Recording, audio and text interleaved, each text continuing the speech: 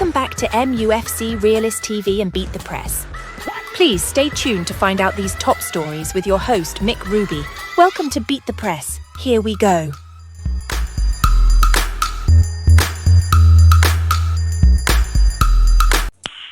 Okay, let's go.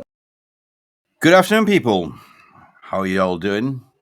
Manchester United is in abysmal array at the moment since Sir Jim Ratcliffe took over. And of course, we're going to talk about that. We see that the potential starting 11, we don't even know what is the potential starting 11. We know that Ruben Amorim is coming in to play a 3-4-3 system. But that's pretty much it, what we can see. What about the rest? What about the Sir Jim Ratcliffe doing it with, hiking the price of season tickets? What about the promises about the new stadium? What about the promises about the women's team? Nothing has been delivered. There was some investments in terms of the training ground. We have two firings happening under the Ineos we're going to talk about. Ten Hag should not be kept. They didder and dadder, and they should have fired him after the FA Cup, but they cost it. It was very costly, and we've seen the firing of Dan Ashworth over the weekend, which sent shockwaves in the fan base. What are we doing? What is our best 11? Who is in charge of the transfers? Do we have any money? Where is the Glazers? Well, smoke and mirrors, in my opinion. We've been covering the Glazers out, and we are a Glazers out channel. We said that Sir Jim Ratcliffe is another Glazer 2.0 that bought himself 25%, but there's only certain minor things that you can do. Of course, you're taking charge of the sporting operation, appointing Omar Barada as the CEO. You haggled with Newcastle, but you still have to pay release clause to get your man, which was Dan Ashworth, who got fired because he didn't align what you, Sir Jim Ratcliffe, wanted. Now he's the scapegoat. And now people are pointing the fingers that it was him that wanted to keep Ten Hag, and the replacements that he suggested was replacement in terms of Gareth Southgate, Eddie Howe, British managers. It is what's coming out from media, which is quite damning. But where is the vision? Where is the structure? And where is the money coming from? We fans are being fooled at the moment. It's like they pull the curtains in front of the eyes to say, look, you know what?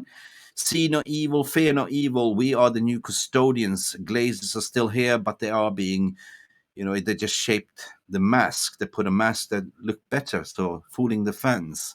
But fans are starting to wake up now, especially with the ticketing prices. 60 quid, even for children, for members' price tickets. And even if the members give up the tickets and didn't want to go, they're still selling the ticket. Old Trafford getting sold out for £120. You see what they're trying to do. So what is the root cause of this? I mean, it was very costly to sack Ten Hag and all the backroom staff. That was money not necessary. That could have been earlier. It's also going to be costly to replace Dan Ashworth. You spend money to pay Newcastle the release clause to get him over the line, and now you don't want him. Throw him away. We don't have money, people, and I'm going to tell you why. Why is a rest in peace Man United? Well, this project are currently, to me, too many chefs involved. Too many chefs, the worst soup you get in a restaurant. It's always been the case. Too many voices involved. You have Jean-Claude Blanc involved there, Omar Barada, powerhouses, Dale Brailsford, Sir Jim Ratcliffe. You have Jason Wilcox, and you have the Glazers family still there, majority shareholders. Where's the money coming from? Where are we going to get the money in the transfer window? Well, we've seen reports are saying that we have to sell to buy. And not even to mention that they cut cost. They made 250 Manchester United staff redundant, loyal service. They work their heart and souls out of normal working people. They're trying to increase the ticket prices so we normal people cannot go anymore. Manchester season ticket holders work their ass off to make ends meet and to make afford so they can buy season tickets. That's going about to change. capitalism, in my opinion. Apparently, we owe 413 million to other clubs for player transfers and loans, resolving that in terms of amortization, something that was very smart and we thought that was fresh that Ineos was doing, but is just delaying the inevitable. Amortization means that you buy now and you put it still on installments. It's still a credit. It's still a credit. So yes, Ineos are equally responsible for where we're sitting now in the table because they were haggling the whole summer season not to overpay in the transfer market. But there's a price to pay there as well because that kind of adds on to the pile of credit. Sure, you might have paid 10 million for the first installment for Manuel Ugarte, but the remaining is still yet to be paid. We got a fantastic price for Mazarawi and Delict for 52 million euros, but that still also need to be paid, right? So revolving credit facility maxed out, Santander Bank account and Bank of America. Cayman Island accounts are all maxed out. There's no more money. And therefore, when you actually look at the financial reports, sure, we made a little bit profit, but when you look at it to needle through the thread, I fear the administration bankruptcy awaits. I'm sad to see this happen, but I don't see, can Sir Jim Ratcliffe put in his money into it as a minority shareholder? No, he can't. You see, there's 3 loans due in June 2027. Why is nobody talking about that one? Secure term due 2029.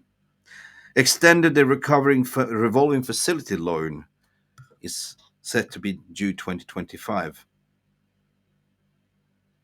There's a lot of people that have been speaking in 1958 in Man United against the Glazers and some financial experts to say this is inevitable. The only way out, and this might be something positive, if this forces the Glazers' hand to sell completely all the shares, all the Class B shares, either to Sir Jim Ratcliffe or some rich billionaire that will take over. Right?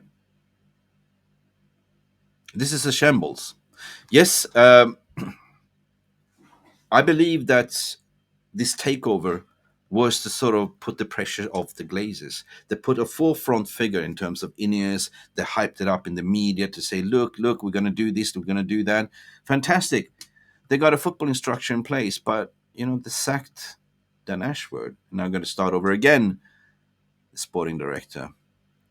We bring in a coach that totally changed your style of play, a 3-4-3 system. That means that Man United or the board have written off the season already. You do expect and you do understand that Champions League money is important for sponsors. Sponsors want to be associated with teams that has Champions League.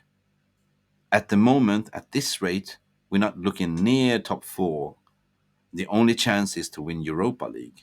How are you going to do that when you just sack the manager 3 quarters into the season, put in the new Ruben Amorim that's trying to figure out, work with what he's got, the player FC, power FC, trying to sort of convert them to wing backs and play Rashford as a number 10. Impossible. Yeah? So I don't see the forest from the tree here, other than I look at the facts. I look at the financial figures. But I want to hear from you. On this rate, the only way out is the Glazer sells.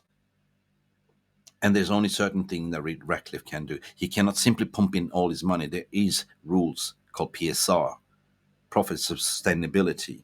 Yeah. So there is no coincidence that they are constantly saying we need to sell to buy. Fine. You're slashing down the wage bills. You got rid of 250 loyal servants, Manchester United staff. You're cutting down costs. You're increasing ticketing prices. That tells you you're broke. You're grasping for any single penny that you can get, but not on Man United fans' expense. We suffered for far too long, 18 years under the Glazers, only to get fooled by saying we are doing a takeover. It's just basically putting a mask over from the Glazers to put Sir Jim Ratcliffe being the front figure, and look where we are now. I know Rome wasn't built in one day. I am personally excited for the first time we have a proper rebuild. But still, I look at the finances and who's going to solve that. Because if that doesn't get solved, Man United goes into bankruptcy and administration. And this is something that I don't want. Guys, it's been Mick Ruby from MUFC Realist TV, Man United against the Glazers, 1958. Please do not forget to like and subscribe. Share your opinion, share your voices, because this needs to be called out. The more the merrier. Get the message across. Thank you for watching, and see you to the next time. Bye for now. Thank you so much for stopping by and watching MUFC Realist TV. Don't forget to like and subscribe and follow us on the socials.